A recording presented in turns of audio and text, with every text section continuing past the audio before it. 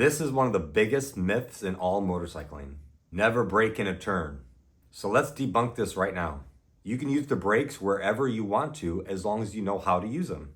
The only problem with the brakes in a turn is grabbing the brakes, especially the front brake. But if you squeeze and unsqueeze the front brake, you'll most likely be fine. So why do people believe this? Well, it all starts from the beginner course, or even before people get to the beginner course. They're researching online, how do you turn a motorcycle, what's the proper gear to wear, what type of bike is good for a new rider. They're already researching before they buy a bike. And then they may come across some YouTube channel saying, oh, never use the brakes in the turn. I did, and I crashed. So make sure you don't either, right?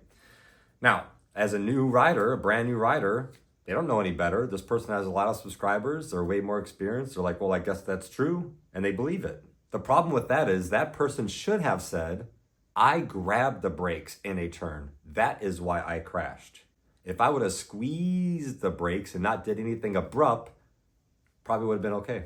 But these online influencers, AKA any idiot with a camera, can say whatever they want to, and there's no filter to distinguish if it's like truth or good information or good riding advice or just a bunch of BS. Then they get to their beginner course, no matter where it is, and they say the same thing, never break in a turn, never break in a turn. So brand new riders in the beginner course, which I taught for 8 years, let's just see if they could do the basics. We don't teach trail braking just like we don't teach suspension setup to brand new riders because they could barely shift into second gear, right? They're brand new riders. There's levels at which it makes sense to teach people things. Just like you don't teach physics to fourth graders.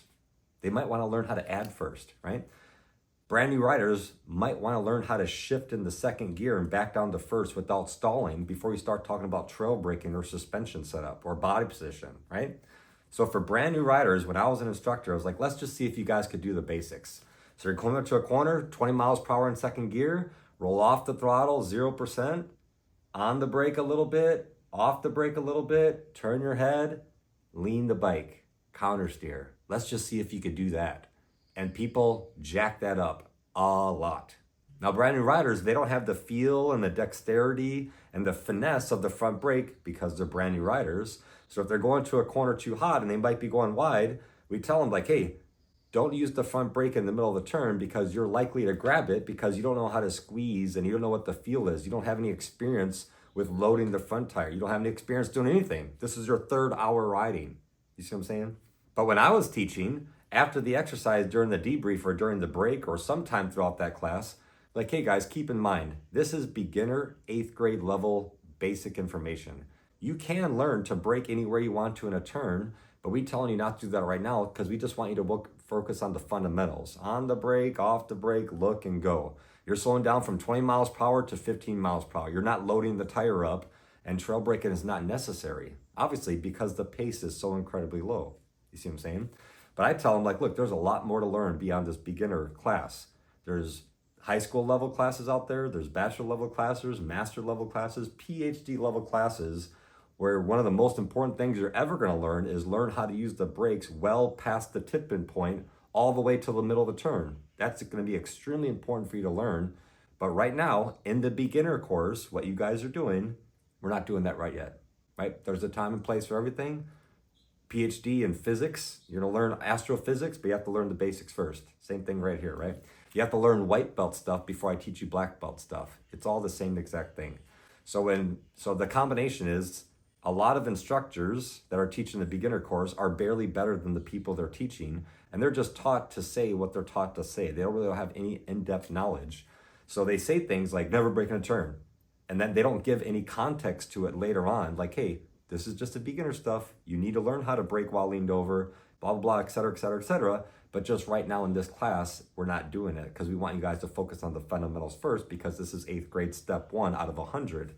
Because they don't say that, the student gets put in their mind, oh, my MSF instructor said never break in a turn, so I guess I must never break in the turn. Same thing with all 4 fingers on the clutch, all 4 fingers on the brake. It's all about who is the audience. They're brand new riders. So we just teach them, hey guys, when I come to a stop, both hands squeeze, both feet press, keep your eyes looking ahead.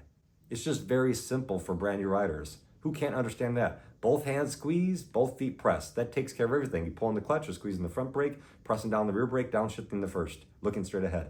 It accomplishes everything. It's just a very simple way to say it. But there's literally people that say, well, my MSF instructor told me to use all 4 fingers on the clutch, so that's what I've been doing for 30 years. It's like, bro, you've only been doing the basic 8th grade stuff for 30 years. That doesn't make any sense. Just like all 4 fingers on the front brake, you don't need to do that either. So however many finger you use on the brake or the clutch, just to let you know in case you're still confused, it does not matter. It is 100% personal preference. My bike will do stoppies with 1 finger because the weight of the thing and how good these damn brakes are. That's okay. If that's what I want to do, that's what I want to do. If you have a big, huge Harley with crappy brakes, you may need all 4 fingers to get the thing to stop because the brakes aren't that good and it's a huge, heavy bike with poor suspension. It just depends, right? I use 3 fingers on the clutch. So does Quinn Rediker, the best motor cop instructor, trainer in the whole damn world, pretty much, right? But I know other people who are really good who only use 2 or maybe all 4. It doesn't matter. It's personal preference. But in the beginner course, again, think about context. In the beginner course, brand new riders, again, they don't have the feel and the dexterity and the sensitivity and they don't know what it's going to do. So you just say, hey, all 4 fingers, clutch and throttle, both hands squeeze to come to a stop. Makes it super simple, right? So that's why people believe the myth of never breaking a turn, because they research, and a lot of people that have cameras that make YouTube channels or Instagram accounts, they don't really know what they're doing. The MSF instructors aren't really that good instructors. They're just there for a weekend paycheck, sadly, and they just say what they're supposed to say. They don't have any in-depth knowledge themselves or give the students context about what they're doing. So then people believe this type of thing. And what happens? What are the consequences of this? People are going through a corner on the twisty mountain roads, and let's say it tightens up a little bit more than what they're used to, and they're going the speed limit, right? Oh, I was taught 20 years ago, never breaking a turn, so I guess I'm just gonna go into oncoming traffic or flying off a cliff. That's the problem. You could brake anywhere you want to. You could go into a turn, say it's a left-handed turn, right? You could go into a turn, no brakes whatsoever, just roll off the throttle, you're going into the turn. You're in the middle of the turn going 80 miles per hour.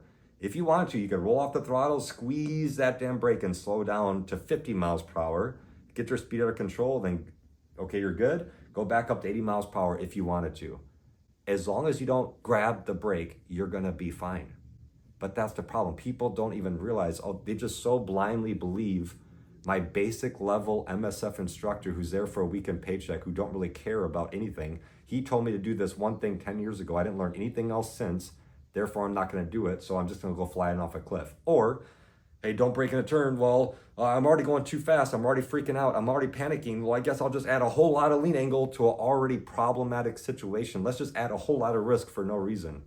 That's another consequence of people believing the myth, never break in a turn, because like, well, I don't know what to do. Or they just simply don't do anything. They freeze and they do go into oncoming traffic, or they do go off a cliff. So just know, I don't care if you know the road, don't know the road, how fast you're going, what type of bike you have, Harley, anything. Forget about trail braking. I'm not even talking about that. If you find yourself going a little bit too fast, the first thing to do, roll off the throttle. If that's not enough to slow you down, go to the damn brakes. You can downshift. That might slow you down a little bit, but now you're hoping the engine knows how fast and how much you want to slow down, and that's uncontrollable. What if it's not slowing down enough? We're going to have to go to the brakes anyway. Well, then maybe just go to the rear brake. Okay, well, maybe that's not enough, and you don't have the feel with your big, huge boot on the rear brake to feel how much rear brake you're giving it. So by the time you're trying to downshift and use the rear brake, you already flew off the cliff. You might as well go to the front brake. And when you go to the front brake, it collapses the suspension, right? Now the bike is more like this. You have less rake and trail. The bike is easier to turn in. You have more grip on the front brake now, or on the front tire now, because all the weight went forward, and you have the feel of the front brake of actually how much you want to go. When you downshift, what if it slows you down too much? What are you gonna do? Upshift right back away again? But when you go to the brake, you could decide how much pressure you need based on your judgment and your vision, how fast are you slowing down. If you go 10%, you're not slowing down enough. Well, then go to 15, go to 20%, right? It's all under your control. And that's the whole point of all of this.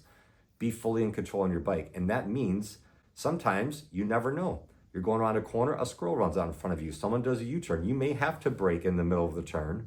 But if you were told never brake in a turn, what are you supposed to do when a car pulls out in front of you, or a deer? Just hit it?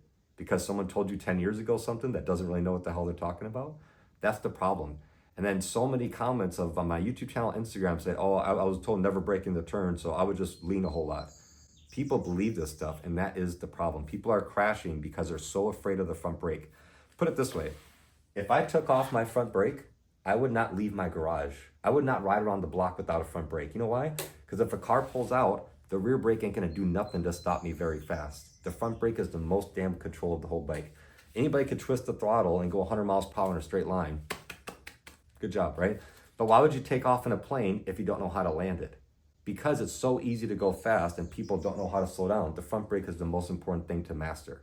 Don't even worry about the damn rear brake. On a bike like this, right, the rear tire is going to be off the ground when you come to a really fast stop anyway. And it's not even that important or that powerful. So the first thing to do is master the front brake. Once you really know the front brake, oh my gosh, it's like a superpower knowing, oh, I have no problem accelerating out of this corner because I know I could slow down. If you don't plan to use the brakes, you're always going to be timid on the throttle. People don't have a speed problem. People have a braking and slowing down problem. And that's the main point. Learn the front brake above all else. It is the most important thing to practice and master. How do you start? Good question. Go to an empty parking lot. Put 2 rocks or 2 cones or 2 water bottles or whatever the hell, 20 feet apart from each other. Go in second gear. Once your tire gets to the first thing, stop less than 20 feet at 20 miles per hour. Should be pretty easy. You should be able to stop 15 feet or less at 20 miles per hour, downshifting to first gear. That's step 1 to practice. Just practice stopping as fast as you can. Often, like the first mile you take off on your bike, do some hard braking. Make sure your bike is good. You'll be warming up your tires. Make sure it doesn't smell weird. You're mentally preparing yourself in case the idiot blows through the next stoplight because they're on their phone, right? And then you go out on the twisty mountain roads. Just practice. You're going to a corner, step 1 to practice. You're going to a corner normal, everything's good. Just roll off the throttle slowly, see what it feels like, see what the bike does. A slowing down motorcycle will tighten up the radius. An accelerating motorcycle, the bike's going to open the radius and go straight. So play around with that idea. Don't believe me? Go into a corner, you're just chilling, easy corner, you know the road very well. You're going 50 miles per hour. Okay, roll off the throttle. Watch what the bike does. Now, next time you go to the corner, roll off the throttle, give it 5% front brake. 0 throttle, 5% brake. What does that feel like? What does the bike do? What does it do to your line, right? Be more comfortable with the brake. You can brake anytime you want to, and you should be able to. It doesn't mean you will all the time, just like trail braking. I have a lot of videos about trail braking. It is a superpower once you know how to do it. Doesn't mean you need to do it all the time because the pace determines what you need to do. If you're riding down here in the parking lot speeds, slipping the clutch, rear brake, counterbalancing. You don't do that stuff when you go up on the street. If you're riding on the street at a very easy pace, well, you may not need the brakes at all. Maybe rolling off the throttle is enough to slow you down because you're riding slow. Perfect. Nobody cares. Big deal. Now, if you're riding a little bit quicker, well, you may need to use a little bit of brakes, maybe a little bit of trail braking. Now you're riding a little bit quicker, maybe body position will become relevant because now you're generating enough lean angle to make body position relevant. But if you're riding at a slow pace and you're hanging off the bike with 10 degrees of lean, it doesn't really make any sense. Now, if you're riding on the track, well, that's a whole lot more tools that you'll be doing that you're not doing on the street because it's a controlled environment versus not controlled environment. So as you can see, the pace that you're riding determines what you need to do. But no matter where you are on this scale, if you're riding around anywhere through an intersection, going through a corner at whatever speed, if something happens mid-turn and you don't know how to brake or swerve in the middle of the turn, you're going to be screwed. So please don't just believe whatever someone taught you in your beginner course, wherever you are in the world. It's the beginner level information. There's so much more to learn above and beyond that. You see what I'm saying? There's a lot of books to read by really good people. There's a lot of courses to take. And let's say you're in freaking whatever country and you don't have any courses. Go take Champ U. It's an online course you could take right now. You have the internet, you're watching this video. Go take that video or go take that online course. And there's a whole bunch of them. There's street survival. There's the main Champ U stuff. There's a whole thing about track riding. There's a lot of information out there. You can read a whole lot of books. Lee Park's Total Control. Nick Einash, Sport Bike Riding Techniques. There's a Twist of the Wrist 2. Watch Twist of the Wrist 2 on YouTube. It's an 1.5 hour long video from California Superbike School. There's a lot of information out there. So in the world of information, ignorance is a choice, right? But you just have to understand, learn from the experts, not some random online influencer that may not know what the hell they're talking about and are just saying or doing things for views and likes. But the main point is, if you guys are actually still listening by now, learn how to use the front brake anywhere you want to.